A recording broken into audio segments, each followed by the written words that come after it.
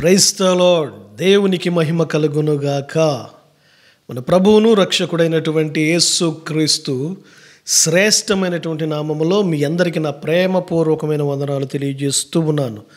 సర్వ ఘనత మహిమ ప్రభావములు దేవునికే కలుగునుగాక. ఈ పూట ఓ చిన్న విషయాన్ని మీ ముందుకు తీసుకురావాలని ఆశపడుతూ ఉన్నాను. ఈ 2024వ సంవత్సరం ప్రారంభపు దినాలలోనే, అంటే జనవరి 6వ తారీఖున ఓ స్త్రీమూర్తి, ఆమె జీవితంలో జరిగినటువంటి ఒక సంఘటన, అది యావత్ భారతదేశాన్ని ఆలోచింపచేసింది. యావత్ భారతదేశాన్ని ఆలోచింపచేసినటువంటి ఆ స్త్రీమూర్తి పేరు ఏంటంటే సుచనా సేత్. ఈమె పశ్చిమ బెంగాల్కు సంబంధించినటువంటి వ్యక్తి. బెంగళూరులో మైండ్ఫుల్ AI కంపెనీ యొక్క CEO, ఓ సాఫ్ట్వేర్ ఎంప్లాయ్ అనే CEO, మంచి ఓ క్యాడర్లో ఉన్నటువంటి వ్యక్తి. ఇతని భర్త కేరళకు సంబంధించినటువంటి వ్యక్తి అని అన్నారు. అయితే జనవరి 6వ తారీఖున గోవాకు వచ్చినట్లుగా మనకి మీడియా ద్వారా తెలుస్తూ ఉంది. బెంగళూరు నుంచి గోవాకు ప్రయాణమే వచ్చింది.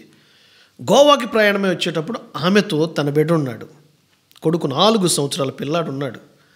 అయితే 2 రోజులు అక్కడ ఒక అపార్ట్మెంట్ ఫ్లాట్లో ఉండి 2 రోజులు, ఆ 2వ రోజు తిరిగి మరలా, ఆ 2 రోజులు అక్కడ గడిపింది. 2వ రోజు తిరిగి మరలా ఈమె బెంగళూరుకి రిటర్న్ జర్నీ చేస్తూ ఉంది.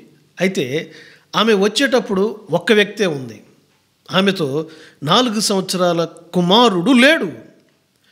అపార్ట్మెంట్లో వాళ్ళకి డౌట్ వచ్చిందట.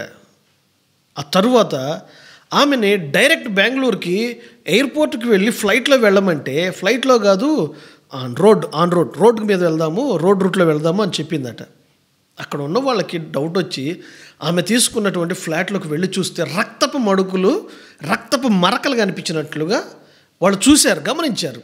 ఆ తరువాత డ్రైవర్కి ఫోన్ చేసి, వెళుతూ ఉన్నటువంటి రూట్లో కారు డ్రైవర్కి ఫోన్ చేసి ఆ దగ్గరలో ఉన్నటువంటి పోలీస్ స్టేషన్కి తీసుకెళ్ళి ఆమె మీద మాకు అనుమానంగా ఉందని చెబితే, ఆమెని తను తీసుకెళ్తూ ఆ దగ్గరలో ఉన్న పోలీస్ స్టేషన్ హైవేలో దగ్గరలో ఉన్నటువంటి ఒక గ్రామంలో, ఒక ఊరిలో పోలీస్ స్టేషన్కి తీసుకెళ్తే ఆమెను పోలీసులు చెక్ చేయగా ఆమె బ్యాగులో ఆమె కొడుకే శవమై ఉన్నాడు.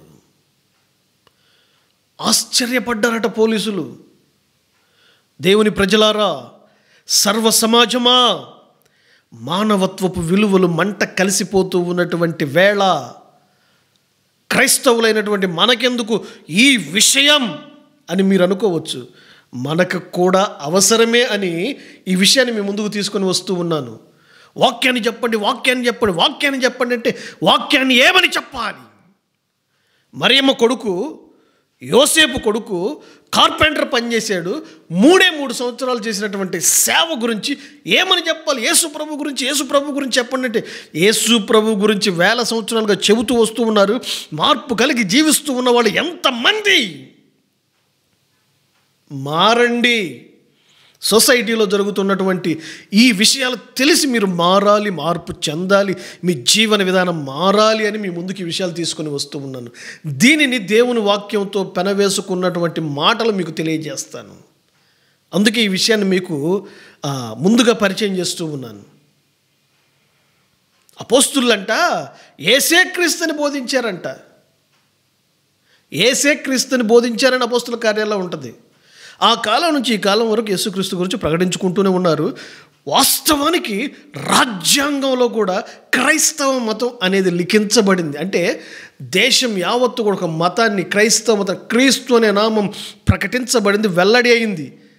ఇప్పుడు దేవుని రాకకు సిద్ధపడేటువంటి విషయాలు, సంపూర్ణమైనటువంటి సమానత, క్రీస్తునకు కలిగినటువంటి సంపూర్ణమైన సమానత కలవారమగు వరకు పోరాడాలి మనం. అది కావాలి. వాటిలో భాగంగానే ఈ విషయాన్ని మీ ముందు తీసుకుని వస్తూ ఉన్నాను. ఈమె పేరేంటంటే Suchana Seth. Mindful software AI company యొక్క CEO.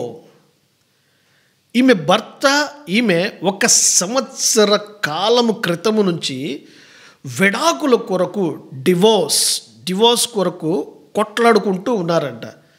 పుట్టాడు పిల్లోడు. పిల్లోడిని ఏం చేస్తారు?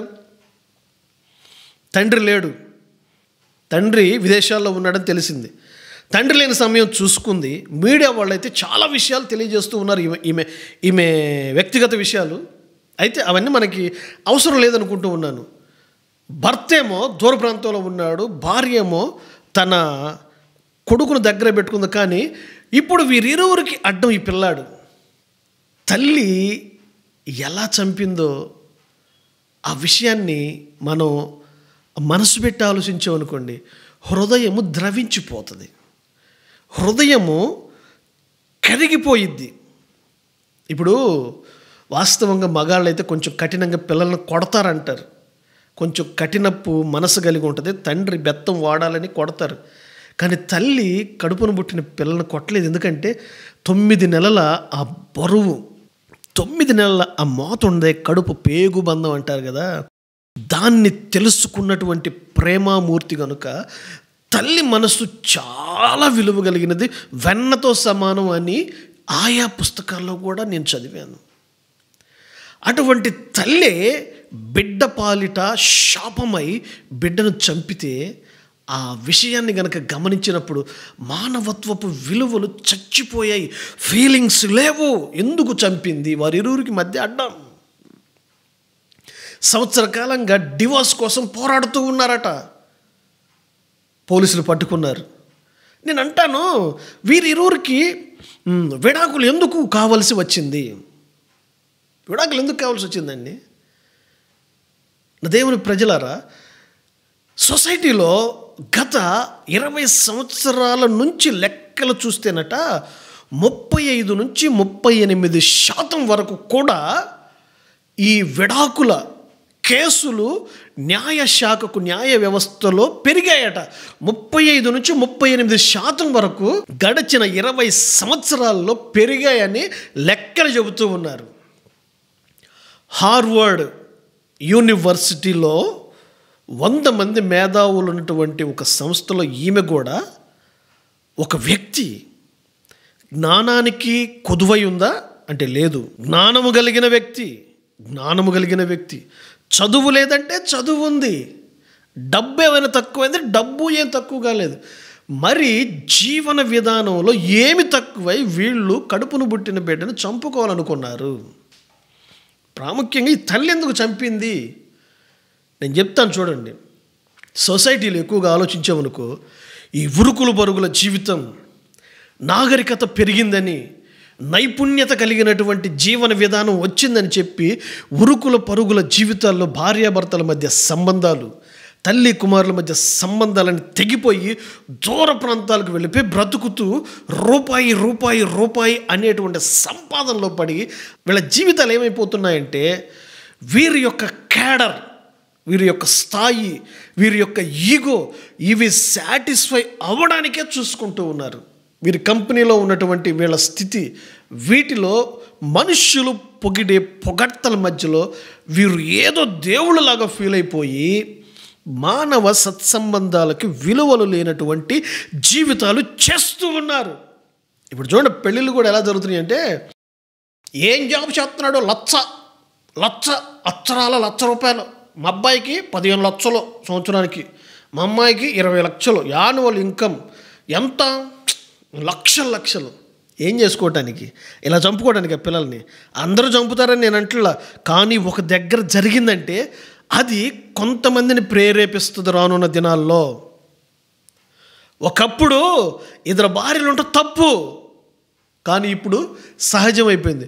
ఒకప్పుడు మందు తాగడం తప్పు, ఇప్పుడు ఇంట్లో తెచ్చుకొని తాగండి అయ్యా అంటున్నారు స్త్రీమూర్తులు. ఇంకా ఆడవాళ్లే తాగుతున్నారు. పబ్బులు, క్లబ్బులు ఒకప్పుడు తప్పైంది, ఇప్పుడు న్యాయం అనిపిస్తూ ఉంది. ఆమె చేసింది మరొకరు చేయరు అనడానికి సందేహము లేదు. జరగవచ్చు. అయితే క్రైస్తవుడైన వాడు ఈ విషయాలు తెలిసినప్పుడు జాగ్రత్త పడాలి. డబ్బుకు తక్కువ కాదు, జ్ఞానానికి తక్కువ కాదు, చదువుకి తక్కువ కాదు, మరి దేనికి తక్కువ కాదు. కానీ ఈమె మరి బిడ్డని చంపుకోవడానికి ఎందుకు సాహసించింది, ఎందుకు తెగించింది, ఎందుకు ముందుకు వచ్చింది? మనం కనుక ఆలోచించామనుకోండి, ఇప్పుడు ఇప్పుడు భారతదేశంలోనట నెహ్రూ గారి టైంలో ప్రధానమంత్రిగా ఉన్నప్పుడట ఒక్క పోలీసు బండి ముందెళ్ళేదట, వెనక ఒక పోలీస్ జీప్ వచ్చేదట, ఏది సెక్యూరిటీ కోసం. ఇప్పుడు ఒక రాష్ట్ర ముఖ్యమంత్రి రావాలంటే ఎంత సెక్యూరిటీ, ఎంత బలంతో వస్తున్నారో తెలుసా? ఎందుకంటే వాళ్ళకి ప్రాణహాని ఉంది, థ్రెట్ ఉంది అంటున్నారు. ప్రధానమంత్రి గారికి రోజుకొచ్చే సెక్యూరిటీ ఖర్చు ఎంతో తెలుసా? ఎందుకు వాళ్ళ మీద వాళ్ళకే భయం. ఎవరు కూడా ప్రజలకు మేలు చేసేవాడు ఎవడూ లేడు. ఇది జగమెరిగిన సత్యం. ప్రతి మనిషి కూడా తన స్థాయిని పెంచుకోవటానికి, తన ఇమేజ్ డ్యామేజ్ కాకుండా చూసుకోవటానికి ఉరుకులు పరుగుల జీవితంలో రూపాయి ధనం అనే పిశాచి పట్టిన వారిగా పరుగులు తీస్తూ మానవత్వపు విలువలు మంట కలిపి దాన్ని తగలబెట్టి ఇది ఫీలింగ్స్ చచ్చిపోయాయి. తల్లిదండ్రుల మధ్య సంబంధాలు, భార్యాభర్తల మధ్య ఉండవలసినటువంటి విలువలు, భారతదేశంలో పుట్టిన మనం సంప్రదాయాలకు విలువలనిచ్చే కుటుంబాలలో జన్మించిన వాళ్ళము కనుక తల్లి గర్భమున పుట్టిన బిడ్డను చంపడానికి సాహసించిందంటే ఎటువంటి దిగజారినటువంటి పరిస్థితుల్లోకి మనం వెళ్ళిపోతూ ఉన్నాం. రానున్న దినాల్లో ఇంకా ఎటువంటి ఘోరమైన కార్యాలు చూడవలసి వస్తుంది. క్రైస్తవులారా, ఇటువంటి విషయాలు తెలిసినప్పుడు మీరు మేల్కొనాలి.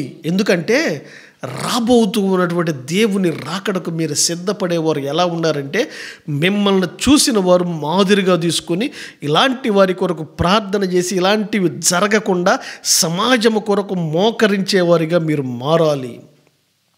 సామెతల్లో రాసిన మాట ఏంటంటే, జ్ఞానవంతురాలు తన ఇల్లును కట్టును, జ్ఞానము వలన తన ఇల్లు కట్టబడును, మూర్ఖురాలు ఇల్లు పెరిగి వేసుకొనును అని ఉంది. ఈమెకి లోకానుసారమైన జ్ఞానం ఎక్కువ ఈ సుచనా సేత్ గారికి. ఎలా?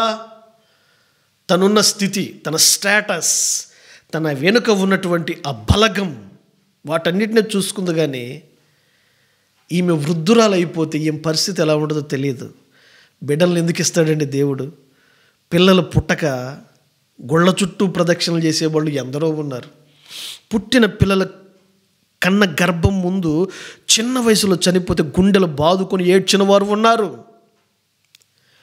పిల్లలే లేరని గుళ్ళ చుట్టూ గోపురాల చుట్టూ ప్రదక్షిణలు చేస్తున్న వారు ఉంటే, దేవుడు పిల్లల్ని ఇస్తే పిల్లలు అడ్డైపోయి పిల్లలను చంపుకునే ఆ రాక్షసత్వపు మనస్తత్వం కలిగిన మనుషులుగా మార్చబడుతూ ఉన్న సమాజంలోనికి వెళుతూ ఉన్నామేమో. భయమేస్తుంది. రానున్న దినాలు ఇంకెలా ఉంటాయో. గత కాలంలో చూసినటువంటి పరిస్థితులు ఇప్పుడు ఉండలేదు. ఇప్పుడున్నటువంటి పరిస్థితులు రేపు ఉంటాయో లేదో తెలియదు. ఎలాంటి పరిస్థితుల్లోకి దిగజారిపోతామా అనేటువంటి భయం వేస్తున్నటువంటి ఈ దినాలలో క్రైస్తవుడా మేలుకు, జ్ఞానవంతురాలు తన ఇల్లును కట్టుకొనును అని ఉంది. తిమోతికి పౌలు గారు రాస్తా అంటాడు, మనము నెమ్మదిగా బ్రతుకు నిమిత్తము మనల్ని పరిపాలించే వారి కొరకు, రాజుల కొరకు ప్రార్థన చేయమన్నది. ఎందుకు? నెమ్మదిగా బ్రతుకు నిమిత్తము మనము ప్రార్థన చేయాలట. వాక్యానుసారమైనటువంటి ప్రార్థన, వాక్యానుసారమైనటువంటి జీవితం, వాక్యముతో పెనవేసుకున్నటువంటి జీవితాలు మనకు గనుక లేకపోతే నోటి మాటగా ప్రార్థన ముచ్చటగా మారి మన ఇంటి కప్పు కూడా దాటనటువంటి పరిస్థితులు ఉంటాయి. కన్నీటి ప్రార్థనని, మోకాళ్ళ ప్రార్థనని, ఎడతెగక చేసేటువంటి ప్రార్థనని, రాష్ట్రము కొరకు యాచించటం, రాష్ట్రము కొరకు దేహి అని దేవుని దగ్గర పాదాలు పట్టుకొని పోరాడటం. మీరు గనుక ఎక్కడో ఇల్లు తగలబడుతుందని మౌనంగా ఉంటే దానిని అది తగలబడినటువంటి ఆ నిప్పురవ్వలు లేచి వచ్చి మన ఇంటి మీద పడతాయి. రానున్న దినాలు మహాభయంకరంగా ఉండబోతాయి. జాగ్రత్త. ఆ విషయం జరిగినప్పుడు, అటువంటి పరిస్థితులు చూసినప్పుడు గుండెలు బాదుకొనవలసినటువంటి అవసరం. విడాకుల కేసులు అంటండి 30 నుంచి 35 ఎదిగి 35 నుంచి 38% వరకు గడిచిన 20 సంవత్సరాల్లో జరుగుతూ ఉన్నాయట. మీ పిల్లలకు పెళ్ళిళ్ళు చేసేటప్పుడు సంబంధాలు ఎలా చూస్తున్నారు? ఆస్తులు ఉన్నాయని, అంతస్తులు ఉన్నాయని ఎవడెవడికో కట్టబెట్టి ఇప్పుడు వేల కిలోమీటర్ల దూరం అయినా సరే అమెరికాలో ఉంటున్నాడంటే అనగానే ఎగిరి గంతేసి అమెరికా సంబంధం అని. అమెరికాలో కూడా మనుషులే రా బాబు, హైదరాబాదులో మనుషులే, ఎక్కడైనా మనుషులే. ప్రేమ కలిగి దైవ భయం కలిగిన వారిని చూడండి, వారికి మీ పిల్లలనిచ్చి మీరు సంబంధాలు కలుపుకోండి. మేలుకో క్రైస్తవుడా, మేలుకో క్రైస్తవురాలా, మేలుకో. స్త్రీమూర్తులకు ప్రత్యేకంగా చెబుతున్నారు, మీ అంత బలవంతులు ఎవరు లేరు. కానీ మీరు ఎప్పుడు బలవంతులు అప్పుడే బలహీనులుగా మారుస్తాడు సైతానుగాడు. మీ బలాన్ని మీరు గనక దైవికముగా ఉపయోగిస్తే దేవుని కొరకు వాడబడేటువంటి ఆయుధాలుగా మీరు మార్చబడతారు. బైబిల్లో ఎందరో ఉన్నారు. అబ్రహాం, ఇస్సాకు, యాకోబు వాళ్ళ భార్యలు ఎలా యజమానునికి లోబడి యజమానుడు అని పిలిచి వారి జీవితాలను దేవునికి అంకితం చేసుకుని నడిపించారు. రూతు ఆ వంశావళిలో యేసుక్రీస్తు పుట్టినట్లుగా చూస్తాం. కన్య మరియ పరిశుద్ధుడు పుట్టడానికి సిద్ధపాటు కలిగిన వ్యక్తి ఎవరు లేరండి. క్రొత్త నిబంధన సంఘంలో కూడా చాలామంది స్త్రీమూర్తులు ఉన్నారు. అలాంటి మనస్తత్వం కలిగిన వారిగా మనం మార్చబడాలి. దేవుని రాకడకు సిద్ధపడేటువంటి వారిగా మార్చబడాలి. సమాజంలో ఇలాంటి పరిస్థితులు జరిగినప్పుడు ఇక మీదట జరగకూడదనేటువంటి మంచి మనస్సుతో మోకరించి వాక్యానుసారముగా దేవుని వైపు చేతులెత్తి నిజమైన ప్రార్థన, నీతిమంతుని ప్రార్థన బహుబలము గలదై, నీతిమంతుని విజ్ఞాపన బహుబలము గలదై ఉంటుందని లేఖనం సెలవిచ్చినట్లుగా మీరు అలా పోరాడేవారుగా మార్చబడాలి. అలా పోరాడతారని చెప్పి మీ కొరకు ప్రత్యేకంగా ఈ కొద్ది మాటలు సెలవిస్తూ ఉన్నాను. నిశ్చయముగా నా దేవుడు మిమ్మల్ని ఆ దిశగా ఆశీర్వదించి బలపరచునుగాక. ఆమేన్, ఆమేన్, ఆమేన్. మీ అందరికీ నా ప్రేమపూర్వకమైన వందనాలు. సబ్స్క్రైబ్ చేసుకునండి. ప్రత్యేకించి చెబుతూ ఉన్నాను, చాలామంది సబ్స్క్రైబ్ చేసుకోండి అని చెప్పడాన్ని కూడా తప్పుగా పడుతూ ఉన్నారు. కానీ అందరి హృదయాలు సబ్స్క్రైబ్ చేసుకోవాలని, ఎక్కువ మంది సబ్స్క్రైబ్ చేసుకోవాలని ఆశపడతారు. నేనైతే డైరెక్ట్గా ఓపెన్ అయి చెబుతూ ఉన్నాను మీకు. ఎదుట ఒకటి లోపల ఒకటి పెట్టుకొని వేషధారంతో బ్రతకడం నాకు ఇష్టం ఉండదు. ఏదైనా ఓపెన్గానే ఉంటాను. సబ్స్క్రైబ్ చేసుకోనండి, లైక్ చేయండి. ఎక్కువగా లైక్ చేస్తే ఇది ఎక్కువ మందికి షేర్ అవుద్ది. ఈ విషయాలు చెప్పేవాళ్ళు కూడా కరువైపోతూ ఉన్నారు. ఇటువంటి విషయాలు తెలుసుకొని జాగ్రత్త పడి ముందుకు వెళతారని ప్రేమతో తెలియజేస్తూ ఉన్నాను. దేవుడు అట్టి కృపతో మిమ్మల్ని అందరినీ దీవించి ఆశీర్వదించునుగాక. ఆమేన్.